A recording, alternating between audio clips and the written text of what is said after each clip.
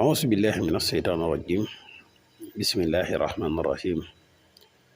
وإني أعيذها بك وذريتها من الشيطان الرجيم ربي أعوذ بك من همزات الشياطين وأعوذ بك رب أن يحضرون ربي اشرح لي صدري ويسر لي أمري واحلل عقدة من لساني يفقهوا قولي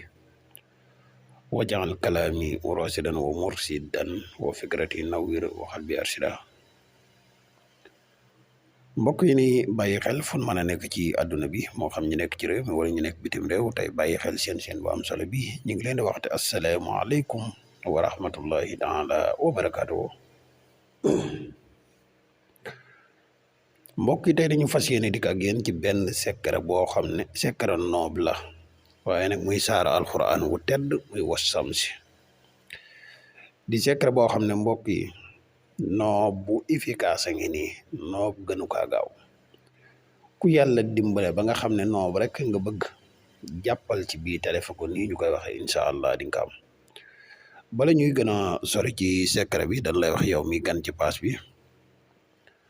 boo abonné ko ci chaîne bi ñoo ngi lay ñaan nga abonné te seen vidéo bi partage ko mu gën a yaatu ndax mboolem vidéo yi ni dugal yëpp ay vidéo yi njariñ la te njariñ nag moom nu mu gën a yaatu rek ci la gëne di la wax yow mi nga xam ne da nga bëgg a def lu seet wala nga bëgg a def lu listixaar dañuy def seet à distance dañuy def tamit listixaar à distance moo xam nga nekk ci réew mi wala nga nekk bitim réew te bëgg ku la ko defal mën nga ñu contacter ci numéro bi muy 77 684 28 28 mbokk yi teewoo garab yi kàttan yi disponible na jamono ji ñu waxee ak yéen képp ku si teewoo mën nga ñu contacter ci même numéro bi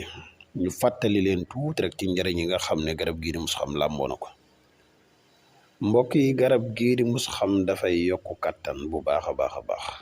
garab gii di Mouss-Xam dafay yokk manni bu baax garab gii di Mouss-Xam dafay dundal walax njaan te amul benn gaañ nag di garab gu am solo goo xam ne ñoo koy defar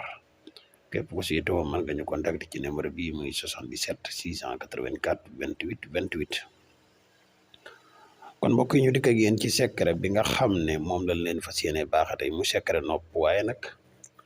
bala ñuy wax rek ñu wax lu néew bul def nopp boo gis rek isee ko loolu baaxut dafay waral feebaru bopp dafay waral ak tëju dafay waral gàtt fan noob bala nga koy def na leer nañ ci sa bopp beneen bu si topp mooy boo koy def ko koo xam ne sa soxna la wala koo xam ne pare ngeen ngir marié waaye lu dul lii bu ko def lépp ku koy def bàyyi ko ci dim gën a gaawe noob gi da ngay bind wassamsi ba saar wi jeex wadduhaahaa mboolem xëy ñaari xëy yëpp da nga koy ubbi boo ko bee nga jël seeni tur nga def ko ci ba wassamsi bi jeex takk lii boo koy bind boo ko mënee bind ñaar ba ñett nga bind ko benn bi danga koy def saafara nga xaw a tàngal saafara si ba mu tàng beneen bi nga xam ne moom moo si des